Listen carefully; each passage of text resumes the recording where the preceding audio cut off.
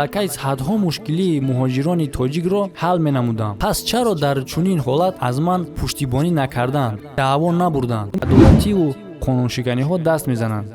Каромат Шарипов дар ин нома менависад ки Каромат Шарипов раиси Ҷунбиши муҳоҷирони меҳнатии Русия подписатсия обуна шуда ҳатман зангуларо пахш кунед. Ин тавр шумо аз баромади видеои оянда бехабар намемонед. Салом дӯсто бародаро, ман Муҳаммад Шарипов ҳастам ва ин канали СМ Sharipov таҷверсия. Каромат Шарипов раиси Ҷунбиши муҳоҷирони меҳнатии Русия ки 2 моҳ пеш аз ҳаққи шаҳрвандӣ маҳрум карда ва ба хатсайри Москав куляб ба Тоҷикистон ихроҷ карда шуд, ба унвони раисиҷумҳури Тоҷикистон Эмомалӣ Раҳмон ва дигар роҳбарони Тоҷикистон як номаи саркушода навиштааст. ҷаноби президент, ба шумо чун ба раиси тоҷикони дунё бо мақсади асосӣ муроҷиати худро гуфтаниям. имрӯз душманони миллати мову шумо ки дар дохил ва берун дар мансабҳои гуногун адои вазифа менамоянд, худашонро шоҳу таъбашонро вазир гумон карда ба беадолативу қонуншиканиҳо даст мезананд. Каромат Шарипов дар ин нома менависад ки баъди ба субут расондани баҳсҳои додгоҳӣ ва барқарор кардани адолат барои гирифтани шаҳрвандии Ҷумҳурии Тоҷикистон ба Эмомалӣ Раҳмон муроҷиат мекунад. Ман тоҷикам, зодаи ин диёрам, гарчанде шаҳрвандии давлати Русия доштам. Айни ҳол шаҳодатномаи ҳеҷ давлатро надорам ва муваққатан маро муқими Тоҷикистон намуданд. ҷаноби президент, ман омодаам пас аз баҳсҳои судӣ ва барқарор кардани адолат нисбати ҳуқуқи худ ба шумо раиси тоҷикони дунё дар бораи ба шаҳрвандии Ҷумҳурии Тоҷикистон дар доираи конститутсияи кишварамон муроҷиат намоям. Меафзояд ки дар давраи шӯравӣ мактаби ҳарбию сиёсӣ ва баъд академияи назди президенти Русияро хатм кардааст ва падари 4 фарзанд 3 набера аст ки ҳамаи онҳо ва ҳамчунин ҳамсари нафақахӯраш шаҳрванди Русия мебошанд. Ман дар кишвари дур фарзандонамро дар рӯҳияи ватандӯстӣ ва кӯмак ба ҳамватанон тарбия кардам. манзили зисти ман ва аҳли оилаам низ дар қаламрави Русия ҳастанд. Ман ҳеҷ гоҳ шаҳрвандии Тоҷикистон надоштам ва манзили зист ҳам дар Тоҷикистон надорам ва ин вобастагӣ дошт аз ҳолати касбии ман.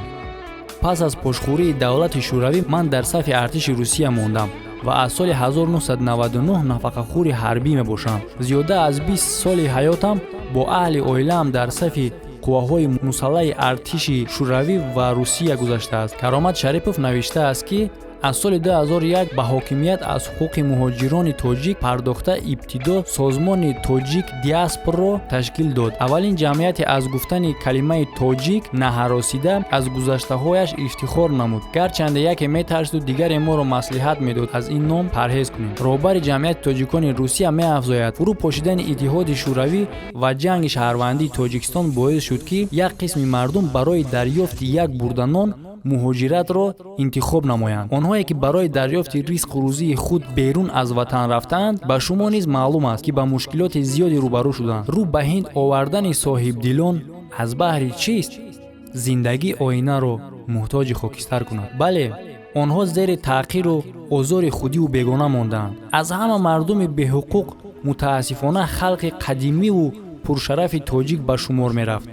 дар солҳои аввали муҳоҷират Каромат Шарипов хитоб ба президенти Тоҷикистон мегӯяд ки дар ҳавои суханрониҳои ӯ дар бораи ҳисси баландии миллӣ ва иттиҳоду ягонаӣ ва ифтихораш аз тоҷик будан ҳамчун як шахси бонанг бетараф наистод ва бо ҳимоят аз тоҷикони беҳуқуқ дар Русия камар баст. ин ҳама беадолатиҳо нисбати ин мардуми аз дасти худиву бегона ба дод омада маро водор намуд онҳоро аз чанголи бадхоҳони миллат халос намоям. дар назди худ мақсад гузоштам. ҳар коре аз дастам меомадаро дареғ намедорам. роҳ як аст, мегуфтам шабу рӯз. ҳимояи ҳамдиёрони хеш ва роҳи аз азобу шиканҷа ва таҳқири миллатам. ин ҳақиқате буд ки ман бо чашми худ дидаю бо қалби худ эҳсос кардам. маҳз ҳамин ноадолатиҳо ва саргардониҳои бачаҳои тоҷик маро барои ташкил намудани ташкилоти ҷамъиятӣ замина фароҳам овард. Каромат Шарипов меафзояд ки ба ҳар касе ки ғамхори миллату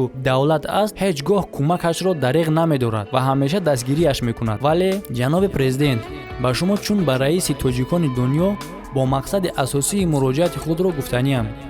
имрӯз душманони миллати мову шумо ки дар дохил ва берун дар мансабҳои гуногун адои вазифа менамоянд, худашонро шоҳу таъбашонро вазир гумон карда ба беадолатиҳову қонуншиканиҳо даст мезананд. ман боре аз касе мансаб ё мақоме талаб накардам, аммо барои ҳуқуқи худаму ҳамдиёронамон аз мубориза наҳаросидам. онҳое ки қонуншиканӣ мекунанд, ин маънои онро дорад ки бо халқу давлати худ хиёнат мекунанд, ки ин суханҳо борҳо дар гуфтаҳои шумо муҳтарам президент қайд шудааст. ӯ дар идомаи номааш аз он гила кардааст ки вайро бо кӯмаки ҳуҷҷати қалбакӣ бо ном ки ман гӯё шаҳрвандии ҷумҳурӣ соҳиби истиқлоли Тоҷикистон мебошам, тавонистанд аз Русия берун кунанд. Каромат Шарипов масъулони сафорати Тоҷикистон дар Русияро ба беамалӣ дар амри дифоъ аз ӯ айбдор карда навиштааст. ман ҳамеша ҳуқуқи муҳоҷиронро ҳифз мекардам. дар ҳама мушкилотҳо бари онҳо будам.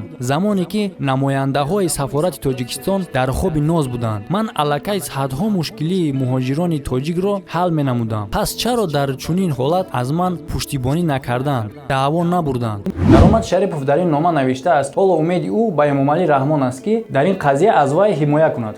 танҳо ҳисси баландии миллии ман сабаб шудааст, то ин мушкилиҳои тоқатнофаросоро болои сари ман оранд. маро борҳо гуфтаанд, чаро дигарон хомӯшанду шумо бошед хомӯш намеистед. ҷаноби президент, вақти сухан сари ҳимояи ҳуқуқи муҳоҷири саргардон меравад, ман ҳеҷ гоҳ хомӯш буда наметавонам. ин роҳи ман аст, роҳе ки ман интихоб кардам, роҳе ки барои ман мисли хонаам аст, мисли фарзандонам аст. ман ин роҳро ки ҳимоя аз ҳамватанонам аст, тарк карда наметавонам.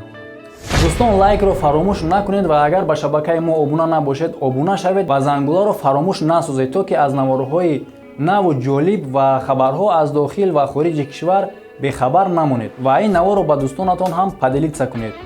хайр, то боздид дар видеоҳои оянда. дар паноҳи худо. ба ростравон низ хатар меояд, бар наъфрасон низ зарар меояд. гаҳ-гаҳ ба некӣ носипос аст ҳаёт, бар гардани хам низ табар барояд.